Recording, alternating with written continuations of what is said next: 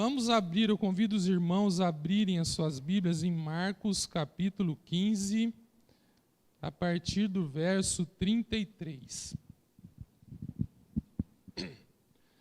Hoje pela manhã nós tivemos a celebração da ceia e o texto de hoje fala sobre a morte de Jesus, né? Especificamente os últimos momentos da vida de Jesus. E esse trecho, irmãos, nós podemos dizer assim que ele é o ápice da história da redenção. Desde lá de Gênesis capítulo 3, quando houve a queda, até a vinda de Jesus, a história vai acontecendo, vários fatos, até chegar ao ponto culminante, o ponto que Jesus vem, e agora, em especial, a sua morte, né? Então, esse, vamos dizer assim, é o ápice da história da redenção. Então, vamos ler os versos 33 até o 39. Chegada a hora sexta, houve trevas sobre toda a terra até a hora nona. A hora nona chamou Jesus em alta voz, Eloi, Eloi, lama sabactani, que quer dizer, Deus meu, por que me desamparaste? Alguns dos que ali estavam, ouvindo isto, diziam, vede, chama por Elias. E um deles correu a embeber uma esponja em vinagre, pondo-a na ponta de um caniço, deu-lhe de beber, dizendo, deixai, vejamos se Elias vem tirá-lo. Mas Jesus, dando um grande brado, expirou. E o véu do santuário rasgou-se em duas partes, de alto a baixo. O centurião que estava em frente dele, vendo que assim expirara, disse, verdadeiramente este homem era o Filho de Deus. Irmãos, vamos orar. Senhor nosso Deus, mais uma vez estamos diante de Ti, Senhor, para estudarmos um pouco a Tua palavra, vermos aquilo que o Senhor tem para nos falar. Senhor, que o Teu Santo Espírito possa estar nos guiando, nos orientando, abrindo as nossas mentes, os nossos corações, para entendermos aquilo que o Senhor deseja para nós nesta noite, Senhor. Ajuda-me para explicar bem a Tua palavra, para ser claro, Senhor, e que ela possa falar ao meu coração e ao coração de cada um aqui, Senhor. Muito obrigado mais uma vez por tudo, em nome de Jesus Cristo. Amém, Senhor. Então, irmãos, esse texto trata dos últimos momentos da vida de Jesus. E esse texto ele é muito riquíssimo, tem muitos detalhes, não dá para nós tratarmos profundamente cada um deles, mas eu quero passar pelo menos brevemente por cada um dos pontos. Nós podemos tirar pelo menos 5 pontos importantes aqui. No verso 33 fala que houve trevas, algo sobrenatural. No verso 34, Jesus dá um grito, clamando por Deus. No verso 37, dá outro brado e ele expira, ele morre. No verso 38, nós temos o véu do santuário que se rasgou em duas partes. E no verso 39, um centurião faz uma declaração especial aqui. A última vez que eu falei aqui na igreja, minha mãe falou para mim, Roberto, você precisa, quando você fazer uma mensagem, é bom você dar um título para a mensagem. O pastor Werner também não dá título, né? Eu também nunca tive esse costume. Mas eu acabei dando um título para essa mensagem, o centurião e o Filho de Deus. Tá? Eu vou focalizar um pouquinho no centurião ao final da mensagem. Mas quando o texto fala, no verso 33, chegada a hora sexta, houve trevas. Ele fala de trevas. E é interessante que os 4 evangelhos, eles sempre trazem contrastes. E especialmente no momento da crucificação, na parte final da vida de Jesus, eles fazem sempre esse contraste entre luz e trevas. E é interessante que o julgamento, a traição e prisão de Jesus aconteceu à noite. O julgamento dele no Sinédrio, ao contrário do que toda a lei determinava, aconteceu à noite. Foi um julgamento irregular. E nos momentos finais dele, nós vamos ver, eu já vou explicar aqui, a hora sexta era meio-dia, o sol mais forte, havia trevas, e trevas mesmo, tudo escuro, em que você pouco enxergava. Então, o texto traz isso, esse contraste entre luz e trevas.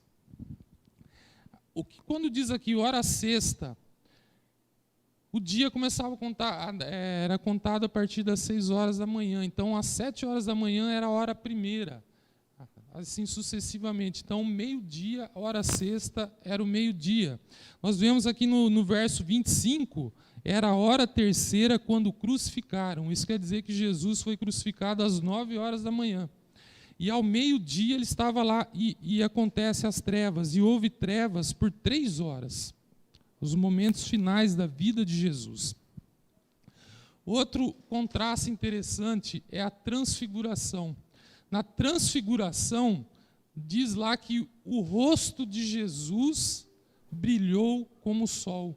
O rosto de Jesus brilhou como o sol. E aqui o sol se escurece, não há brilho. Então esse é um sinal, foi profetizado, inclusive em Amós, capítulo 8, verso 9. Ele diz o seguinte: sucederá que naquele dia, diz o Senhor Deus, farei que o sol se ponha ao meio-dia e entenebrecerei a terra em dia claro. Então isso foi profetizado lá em Amós, capítulo 8, verso 9. Agora, muitos já tentaram explicar esse fenômeno que aconteceu. Alguns dizem, não, isso aí foi um eclipse solar. Mas quando nós pensamos em eclipse solar, sempre que acontece um eclipse, ele não traz trevas profundas, ele apenas escurece um pouco o dia. E outro detalhe interessante é que a Páscoa, a crucificação de Jesus foi na Páscoa, e a Páscoa ocorre na lua cheia. E nunca na lua cheia ocorre um eclipse, nunca. Então esse já é um ponto que é descartável, o eclipse. Alguns tentaram explicar esse fenômeno dizendo que foi talvez uma tempestade de vento que espalhando areia, né? Então ela escureceu o dia.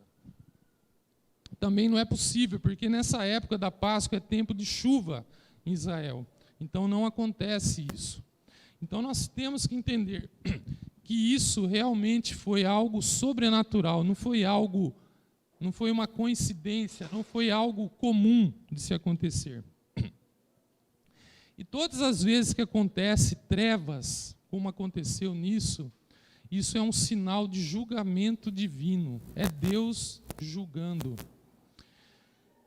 Algum dos irmãos lembra e pode me dizer quando aconteceu algo parecido com esse?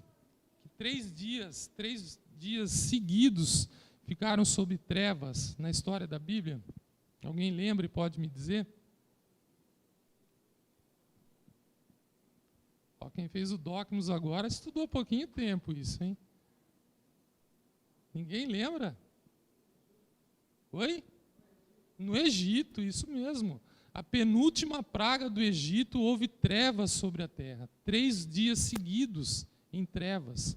Era Deus julgando os deuses do Egito, né? Então nós podemos ver que sempre que ocorrem trevas na Bíblia, ela é sinal de julgamento. Mas aqui cabe uma pergunta para nós. Quem Deus estava julgando? Quem Deus estava julgando? Vamos para o versículo 34. A hora nona, clamou Jesus em alta voz, Eloi, Eloi, lama sabactani, que quer dizer, Deus meu, por que me desamparaste?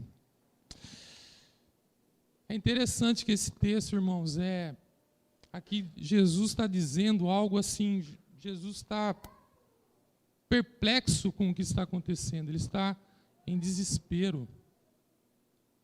Muitas vezes nós olhamos para a crucificação de Cristo, nós já vimos isso em filmes, né, em relatos, e nós lemos sobre isso, o sofrimento físico que Jesus teve lá na cruz. E realmente foi algo que nós não podemos entender muitas vezes, é difícil. A dor que Jesus sentiu lá na cruz, todo o sofrimento, as chibatadas, a crucificação, a coroa de espinhos, tudo isso realmente foram dores terríveis que Jesus passou. Mas eu entendo que o que aconteceu aqui, a dor que Jesus estava sentindo aqui nesse momento, é algo indescritível, é algo que nós não conseguimos entender profundamente o que aconteceu aqui, porque ele estava se separando do Pai. Ele diz lá em João 10:30, eu e o Pai somos um. Eu e o Pai somos um, é inseparável. Ele disse também, agora não me lembro a referência, mas ele disse que o Pai estaria com ele, todos abandonariam, mas o Pai sempre estaria com ele. E de repente, nesse momento agora acontece o oposto. Deus Pai está abandonando Deus Filho, está deixando ele separado da comunhão com o Pai. E eu lembro que eu li sobre isso a Martinho Lutero, meditando sobre isso aqui, ele ficou assim, eu não consigo entender, ele fala, eu não consigo entender esse texto, como que Deus pode se separar de Deus. Eu não consigo entender essa separação, porque eles são um, né? E realmente é difícil de entender. Deixa eu dar uma ilustração. Agora eu vou usar o Davi, ele está aqui do meu lado. Eu ia falar o Moisés, mas o Davi está aqui mais próximo. Irmãos, imagine o seguinte, acabou o culto agora, terminou o culto, eu chego ali na porta, o Davi chega e fala para mim, Roberto, eu não quero nunca mais ver você, não quero nunca mais conversar com você. Como que eu vou me sentir? Eu vou me sentir péssimo. Eu amo o Davi. Eu gosto dele, tenho prazer em estar com ele. Eu vou me sentir péssimo com isso. Agora imagina se a minha esposa faz o mesmo comigo. Como vai ser a minha dor? Vai ser muito maior, não é verdade?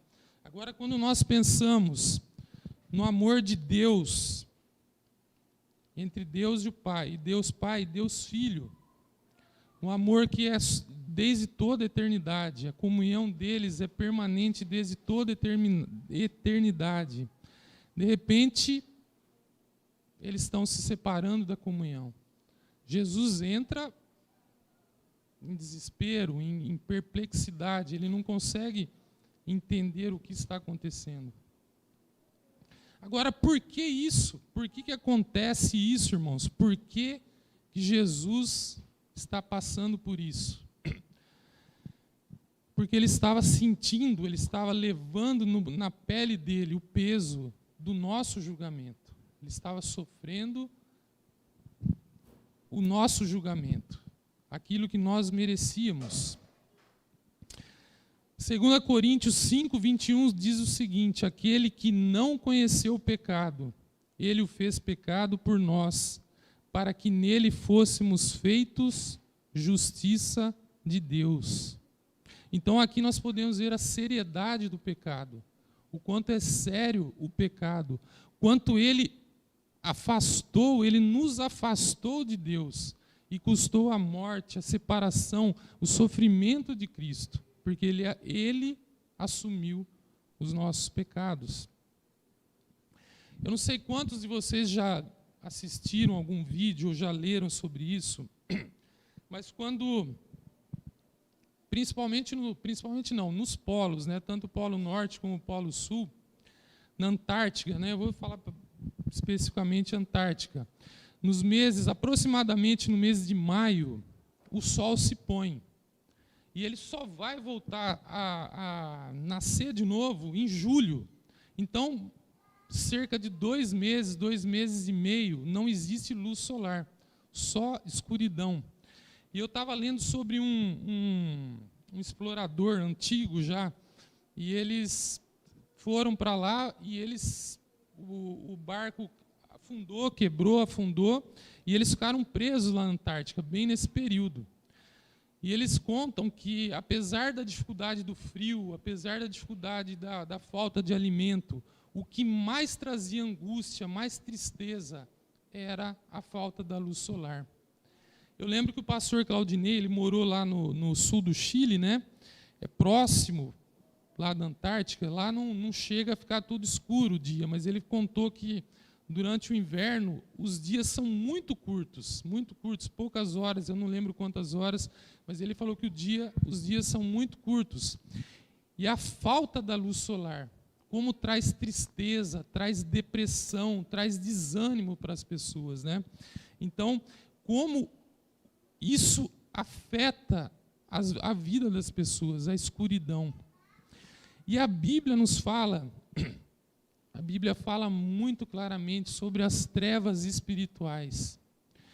E as trevas espirituais nada mais são do que quando nós nos afastamos de Deus. Lá na queda, lá quando o homem desobedeceu a Deus, preferiu confiar na palavra da serpente, não na palavra de Deus. Ali houve uma quebra de comunhão. E ali o homem entrou nas trevas espirituais. Ele se afastou de Deus, que é a fonte de luz, que é a fonte de vida. E quando hoje o pastor Werner falou um pouco sobre isso, né? Quando nós colocamos o nosso amor, a nossa segurança, a nossa alegria em outras coisas que não a Deus, quando nós tiramos o primeiro lugar de Deus, nós vamos nos afastando e nós vamos entrando nas trevas espirituais. Nós vamos mergulhando num caminho que no início parece ser bom, ser agradável, mas que traz tantas decepções, tantas tristezas, porque nós nos afastamos da verdadeira luz, porque nós não conseguimos enxergar bem, nós não conseguimos ver bem. Quando nós colocamos a nossa confiança em dinheiro, ou na profissão, no poder, até mesmo no ministério, nós podemos colocar a nossa fonte de alegria. E quando nós colocamos a nossa segurança, a nossa alegria em qualquer coisa que não seja Deus, nós sempre vamos nos decepcionar, sempre. Eu já contei algumas vezes, mas alguns aqui ainda não. Alguns vão ouvir pela 50ª vez, eu acho, meu exemplo, né? Mas é algo que eu enxergo bem, um erro que eu cometi muito grave na minha vida, e eu buscava a minha alegria nisso.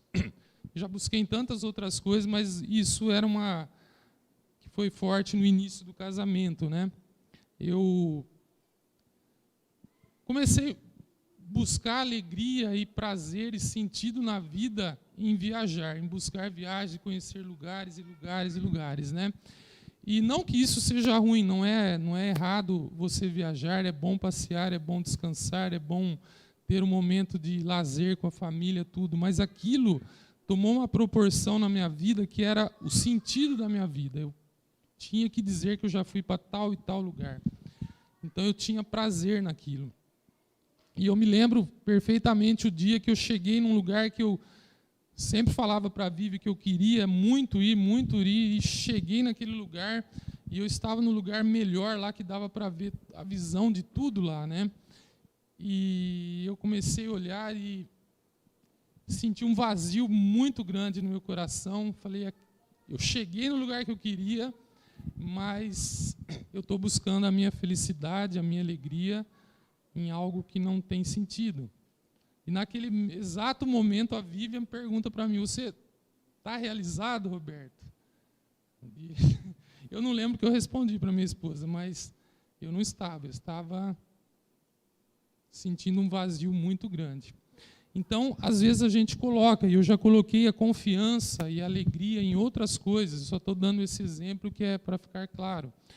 Mas eu já coloquei a confiança na minha capacidade, ou no meu entendimento, e sempre eu me decepciono. Chega um momento que eu me decepciono. Eu posso colocar, por exemplo, a confiança. Eu sou professor da escola dominical. Eu posso colocar a minha confiança, a minha alegria, a minha realização naquilo que eu estou fazendo. E vai chegar um momento que vai dar problema e eu vou me sentir o quê? Decepcionado.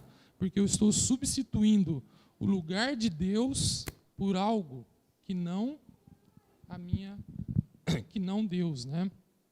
Existem tantas outras coisas que nós colocamos a confiança que não Deus. E o homem, desde a queda, ele está em trevas, porque ele está afastado de Deus, ele está buscando coisas, ele busca o prazer. Nós podemos ver relatos na Bíblia, durante toda a Bíblia nós vemos relato de pessoas. Eu lembro, por exemplo, agora Babel. Eles queriam ter o nome engrandecido, eles queriam ficar todos juntos. Deus vai lá e derruba isso deles. Então, o homem busca a realização pessoal, busca ser algo. E isso vai nos afastando de Deus e nós sempre vamos ficar decepcionados. E essa trajetória errada do homem, a única forma de alterar foi a morte de Jesus Cristo. Foi o único meio que pode nos tirar das trevas espirituais, porque Jesus assumiu e caiu nas trevas espirituais, no nosso lugar. Vamos para o verso 35, irmãos. Alguns dos que estavam ali, ouvindo isso, diziam: vede, chama por Elias. E um deles correu a embeber uma esponja em vinagre e, pondo-a na ponta de um caniço, deu-lhe de beber, dizendo: deixai, vejamos se Elias vem tirá-lo. Aqui eles entenderam errado, talvez já fazia quase 6 horas que Jesus havia sido crucificado, talvez ele já estava com febre, a língua enrolada, e ele não falou tão bem. Talvez também por conta do barulho das pessoas que estavam próximas, né? Então a pessoa entendeu errado, como se Jesus estivesse chamando por Elias. E havia uma crença popular ali entre eles, de que as pessoas que estavam necessitadas, angustiadas, em perigo, poderiam clamar a Elias e Elias viria socorrê-lo. Então havia essa crença popular. E é interessante que eles dão vinagre para Jesus, né? No relato aqui de Marcos não diz isso, mas em João fala que Jesus diz que estava com sede. Tenho sede. E tanto esse fato de Jesus estar com sede, como também a questão do vinagre, dar vinagre para Jesus, foi profetizado. Que ele sentiria sede foi profetizado em Salmos 22, 15, e que lhe dariam vinagre no Salmo 69, 21.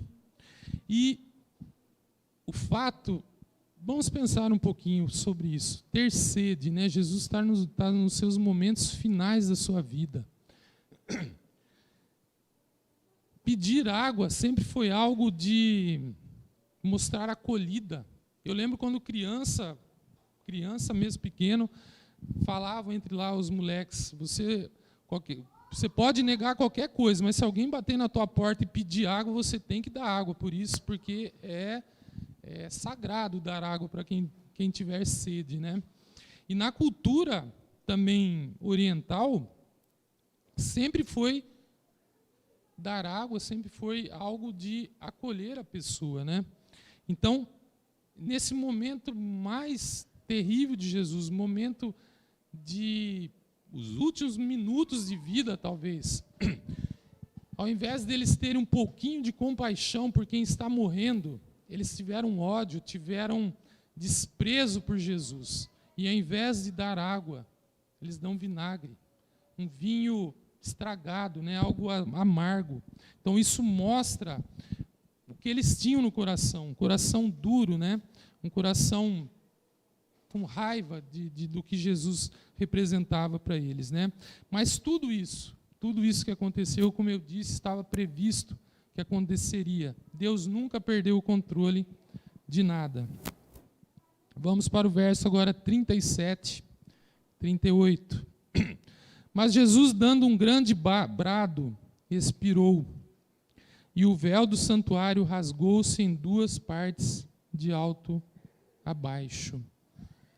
No Evangelho de João fala que, quando fala sobre esse brado, aqui em Marcos não relata isso, mas Jesus diz, está consumado. Então ele entrega o Espírito.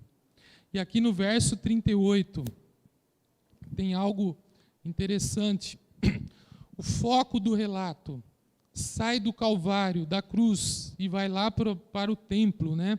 Porque ele está falando do véu do santuário. E aqui nós temos algo assim, teologicamente muito perfeito, muito bonito, né? Ele tira isso. O véu do santuário, às vezes a gente pensa, quando a gente pensa em véu, a gente pensa na noiva, né? Uma noiva, aquele tecido fininho, quase transparente. Mas o véu do santuário era algo extremamente grosso, espesso, pesado. Era como se fosse uma parede mesmo, cercando, separando o santo dos santos do lugar santo. Apenas um homem, uma vez por ano, poderia entrar no santo dos santos. Ali era onde estava a glória de Deus, onde Deus se manifestava. E ele tinha que estar perfeitamente purificado. E ele tinha que fazer o sacrifício por ele. Então, era algo... Essa cortina mostrava a separação. Um homem em trevas, um homem em pecado, nunca poderia entrar na presença de Deus. Então, isso era algo... Então, quando o véu se rasga, é como se Deus estivesse dizendo, agora...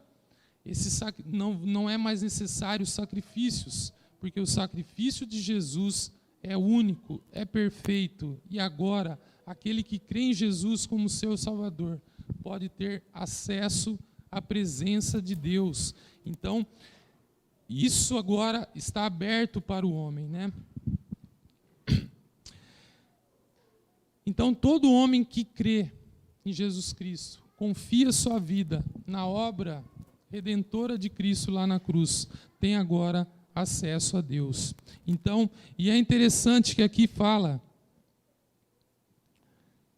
o véu do santuário rasgou-se em duas partes, de alto a baixo. Ele está mostrando quem foi que fez isso. Foi Deus que fez isso, de alto a baixo. Está mostrando realmente o que aconteceu. Então, a nossa trajetória, ela foi mudada de forma permanente. E isso somente é possível porque Jesus pagou o preço do meu pecado, pagou o preço do nosso pecado. Então, aquele que crê em Jesus Cristo tem acesso agora a Deus. Verso 39. O centurião que estava em frente dele, vendo que assim expirara, disse, verdadeiramente este homem era o Filho de Deus. E é interessante, irmãos, aqui, que tudo isso que Marcos está falando, né, o Evangelho de Marcos está falando, ele vai levar agora para um centurião, alguém que não era judeu, ele era um romano. E isso é muito significativo, é muito importante aqui, é algo muito interessante. No primeiro versículo de Marcos, Marcos capítulo 1, verso 1, diz o seguinte, princípio do Evangelho de Jesus Cristo, Filho de Deus. O Evangelho passa inteiro e só acontece duas frases, duas vezes, de ser Jesus mencionado como Filho de Deus. E as duas vezes não foi nenhum homem que disse isso. Foram demônios que disseram isso. E eles falaram, Jesus, o Filho de Deus. Os discípulos, alguns, reconheceram Jesus chamando ele de Cristo, ou seja, de Messias, mas nenhum deles reconheceu Jesus como Filho de Deus. Até aquele momento eles estavam ainda perdidos, eles não tinham compreendido o que tinha acontecido. Mas todos os ensinamentos de Jesus, todos os milagres, todos os sinais de poder de que Jesus fez, mostravam que ele era divino. Mas isso, e lá no capítulo 4, verso 41, as pessoas perguntavam, vendo as obras de Jesus, quem é este? Quem é este? E essa pergunta vai ficar suspensa durante todo o Evangelho, até chegar aqui no verso 39 do capítulo 15. E quando nós pensamos aqui num centurião, mais um contraste nós podemos ver. De um lado, os judeus, povo de Deus, conhecedor da palavra de Deus, rejeitaram, zombaram, desprezaram, odiaram a Jesus. Os discípulos, como eu já falei, eles também não tinham ainda entendido tudo. Eles estavam perdidos ainda, estavam confusos com aquilo que estava acontecendo, a morte de Jesus, o mestre deles, que estava morrendo. E de repente, agora, um romano, um soldado. E é interessante que naquela época existiam as moedas, sempre tinha uma inscrição do César, do imperador, e vinha normalmente o rosto estampado também na moeda. E todo romano, principalmente os soldados, que eram pessoas leais a Roma, ele falaria sempre que o César era o filho de Deus, mas nunca para outra pessoa. E aqui, de repente, ele dá esse título a Jesus. Verdadeiramente este homem era o Filho de Deus. E nós também nós temos que lembrar que o centurião não era alguém, o centurião, me perdoe, não expliquei bem. Ele era um comandante romano de 100 soldados, ele era o responsável por 100 soldados, por isso centurião. E ele não tinha esse cargo por ser um cargo nomeado. Por exemplo, aqui no Brasil nós temos a possibilidade, quem é militar pode, por exemplo, entrar fazer uma espécie de vestibular, e você estuda 3, 4 anos, e você se torna um oficial, um tenente, por exemplo. Você termina o curso, você já se torna o tenente. Mas nesse caso, não. Esse centurião era alguém que fez carreira militar. Ele lutou, ele participou de várias batalhas. Ele presenciou mortes e mortes. Eu, pessoalmente, irmãos, eu nunca vi ninguém dando o último suspiro, ninguém morrendo. Não sei quantos aqui, provavelmente alguém aqui já tenha visto pessoas morrendo, mas talvez não muitas. Mas agora esse centurião, por ter participado de muitas batalhas, com toda certeza ele já presenciou a morte de muitas e muitas pessoas. E também com toda certeza ele levou muitas pessoas à morte, matou muitas pessoas, Então ele era um homem acostumado a ver a morte, acostumado com a violência, com a brutalidade. Mas aqui acontece algo diferente, algo que penetrou a escuridão do seu coração, a dureza do seu coração, algo que levou ele a reconhecer a Jesus como Filho de Deus. E agora a gente poderia pensar, o que é que penetrou a escuridão, as trevas em que o centurião se encontrava? Como é que ele passou subitamente, de um momento para o outro, para a luz? Saiu das trevas e foi para a luz. É difícil, o texto não fala muito, mas é difícil nós, assim, termos uma resposta exata, clara.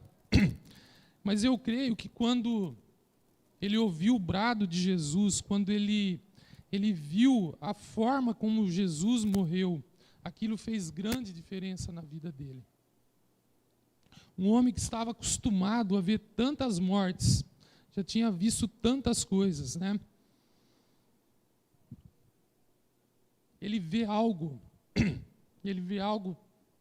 diferente na morte de Jesus, algo único.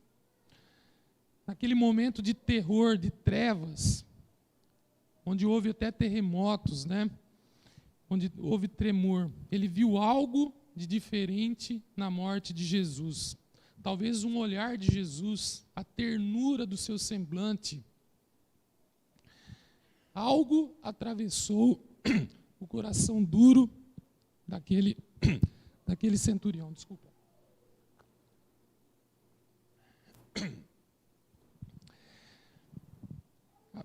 É difícil dizer isso, mas a beleza da morte de Jesus deve ter inundado as trevas daquele coração e trouxe luz para aquela vida. Conta-se que o Evangelho chegou a um povoado muito distante e um lugar que nunca tinha ouvido falar do Evangelho, nunca tinha ouvido falar de Cristo. E estava sendo contada a história da crucificação de Jesus. E no meio da história, assim, o chefe da vila interrompe o narrador, aquele que estava contando a história da crucificação de Jesus. Ele fala: para, tira esse homem de lá, porque esse lugar é meu. Aquele homem, naquela vila, ele reconheceu, ele entendeu a mensagem, ele entendeu que quem deveria estar lá na cruz não era Jesus, era ele. Nós também devemos entender essa mensagem. Nós devemos entender que quem deveria estar lá na cruz não era Jesus, era eu, era cada um de nós. Porque o nosso pecado nos separa da comunhão com Deus. O nosso pecado faz divisão entre nós e Deus. Para terminar, irmãos, eu gostaria que vocês abrissem, eu pediria que vocês abrissem Romanos, capítulo 4.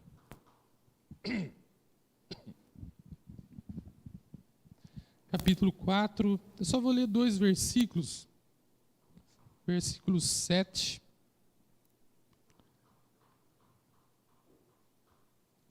e 8.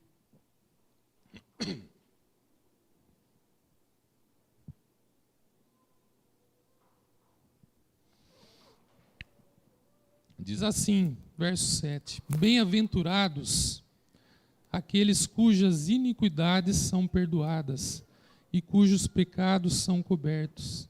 Bem-aventurado o homem a quem o Senhor jamais imputará pecado. Eu não sei, não conheço todos aqui, mas eu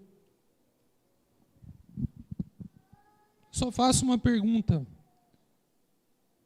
A luz de Cristo já brilha no seu coração? Você já entendeu que quem deveria estar lá na cruz era você, era eu? O único caminho para nós nos reconciliarmos com Deus é através da morte de Cristo. Aquele que crê em Jesus Cristo, que olha para aquela cena, aquela imagem, Jesus sofrendo lá na cruz, desesperado pelo sofrimento, levando o peso do nosso pecado. E você entender que isso é o único caminho para Cristo. A luz vai brilhar no seu coração. Se a luz já brilha no seu coração, como diz aqui o verso 7 de Romanos 4, bem-aventurados, ou seja, felizes, abençoados, somos nós. Hoje o pastor Werner pregou sobre motivação, né, um dos assuntos, a motivação para servir a Deus. Será que existe motivação maior do que ser bem-aventurados por termos os nossos pecados perdoados, irmãos? Quando eu leio esse texto, nós não podemos imaginar o que significa isso. Quando nós olhamos para o sofrimento, o desespero de Jesus que ele sentiu quando Deus se separou dele. Quando nós podemos dizer, a Bíblia fala, você é bem-aventurado, Roberto, porque os teus pecados foram perdoados. Isso tem que me motivar a viver de forma diferente. Eu tenho pessoas na minha família, pessoas amigos, que ainda não têm a luz brilhando no seu coração. Isso tem que me motivar a levar a mensagem do Evangelho a essas pessoas. Isso tem que me motivar a servir a Deus aqui na igreja com alegria, com disposição. Eu tenho que perdoar aqueles que me ofenderam. Eu tenho que ter compaixão por aqueles que estão sofrendo. Tudo isso tem que me levar a viver para Cristo. Bem-aventurado o homem a quem o Senhor jamais imputará pecado, jamais. Eu tenho comunhão com Deus, então por isso eu tenho que viver para Deus. Eu tenho que servir a Deus, amar a Deus de todo o meu coração, porque eu sou bem-aventurado. Amém?